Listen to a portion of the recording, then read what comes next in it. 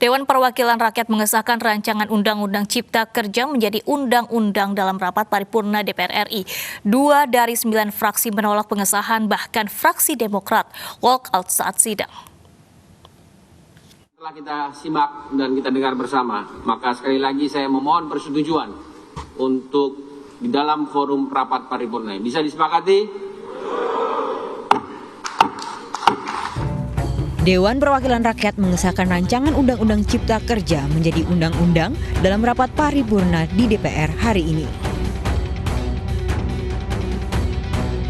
Hanya 2 dari 9 fraksi di DPR yang menolak pengesahan RUU Cipta Kerja. Mereka adalah fraksi Demokrat dan PKS. Sementara 7 fraksi lainnya menyetujui adalah PDIP, Gerindra, Golkar, PKB, Nasdem, P3, dan PAN. Setiap fraksi pun diberikan kesempatan untuk menyampaikan pendapat selama 5 menit sebelum undang-undang disahkan dalam sidang paripurna. Seharusnya pengesahan Omnibus Law Cipta Kerja menjadi undang-undang dijadwalkan pada Kamis mendatang, tetapi dipercepat hari ini. Pihak Balek mempercepat masa sidang karena alasan pandemi COVID-19. Undang-Undang Cipta Kerja terdiri atas 15 bab dan 118 pasal. Pembahasan dimulai sejak 20 April hingga 3 Oktober kemarin. Surat Presiden RUU Cipta Kerja diserahkan pemerintah ke DPR pada 12 Februari lalu. Undang-Undang Cipta Kerja bertujuan untuk membuka kemudahan berusaha dan penyederhanaan izin dalam menciptakan lapangan pekerjaan.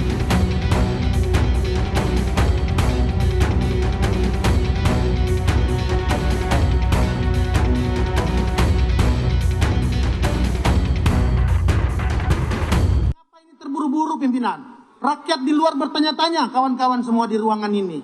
Jangan sampai ruangan ini menjadi... Pak Iwan, saya minta substansinya apa? Sebelum pengesahan RUU Cipta Kerja, interupsi terjadi di tengah sidang. Fraksi Demokrat berkali-kali interupsi saat pimpinan sidang akan memberikan waktu kepada pemerintah.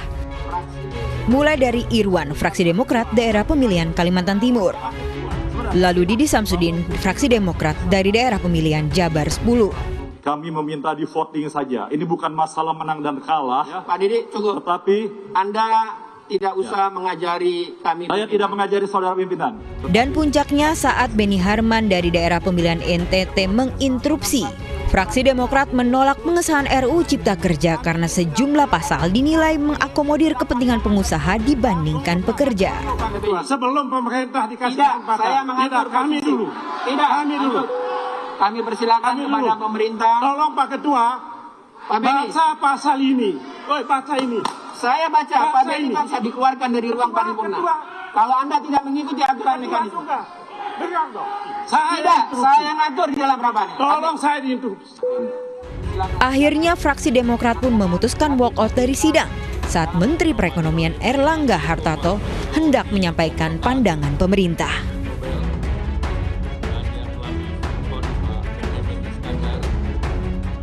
Saya bersama Bapak Ibu Menteri yang diberikan pembahasan rancangan undang-undang ini hanya ketok saja, tidak ada diskusinya, ya, tidak ada diskusinya.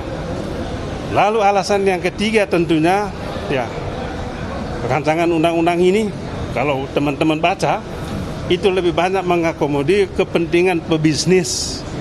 Sedangkan kelompok-kelompok rentan masyarakat seperti nelayan, petani, pekerja, UMKM sama sekali tidak diperhatikan.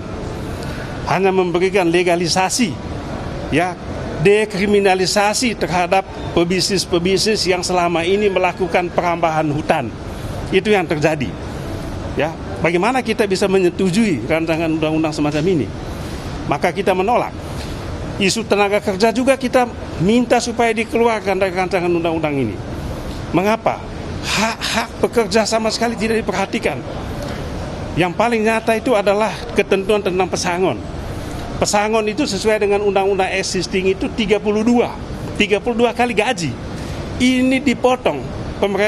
Pengusaha hanya tanggung jawab 16 kali. Lalu pemerintah dikasih tanggung jawab 9 kali. Tapi itu pun mekanismenya asuransi. Coba bayangkan, melalui asuransi jaminan kehilangan pekerjaan. Duit dari mana pemerintah bayar itu? Situasi ekonomi sulit begini.